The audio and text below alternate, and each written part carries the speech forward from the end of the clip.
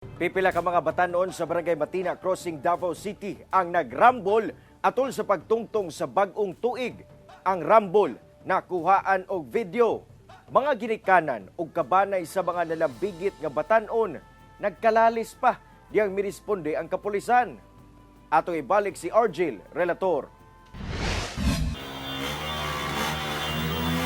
Kuha kini alas 12:18 sa kadlawon sa unang adlaw sa tuig 2024 sa kilometer 5 Matina Pangi Road, Barangay Matina Crossing, Davao City.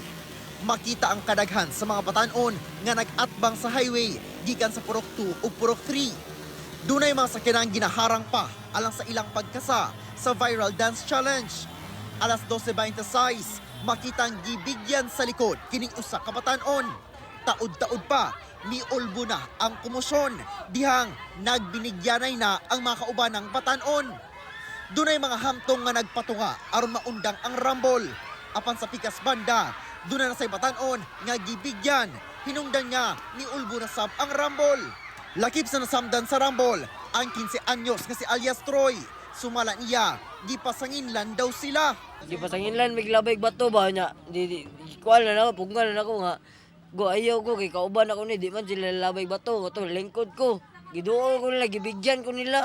Gibigyan rami may kalit, sir. Asa di mo paingon? Darami, naglingaw-lingaw. Makainom ka wala? Wala. Sumala sa operations head sa Peace and Order sa Barangay Matina Crossing nga nakasaksi sab sa maong hitabo.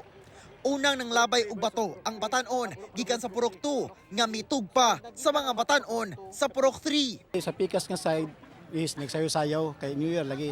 Dili pod nga side murag selos ba. Pero barkada ra gula sila. Grupo barkada ra gula sila mga kuan baka bata. Gilabay nila ang pikas grupo. Naigo ang Ani mo sir ang paglabay? actually nakita jud ko, diya jud ko paglabay kay diya wa pa magsugod ana man ko daan. So paglabay mao tong patunga ko diri kay nagrambol naman gyud.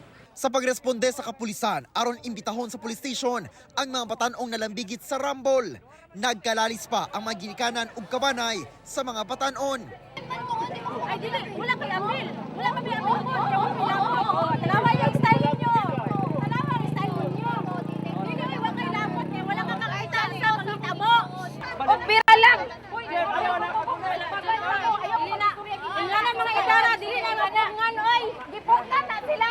Gipungkan na sila. Stilan. Hangtod sa police mobile, wala gyapon na undang ang lalis. Sama na boy. Ayaw tulo to ako isuon. Sama boy. Ay dapat to ako isuon. Puyo. Mga. Ay to man gusto ko isuon. Puyo.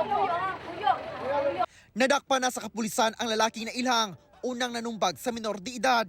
Gikustodiya na siya sa Talomo Police Station ug wala pa siya'y pahayag.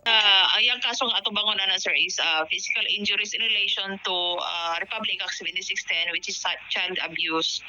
Kauban si Jojo Solarte sa kamera.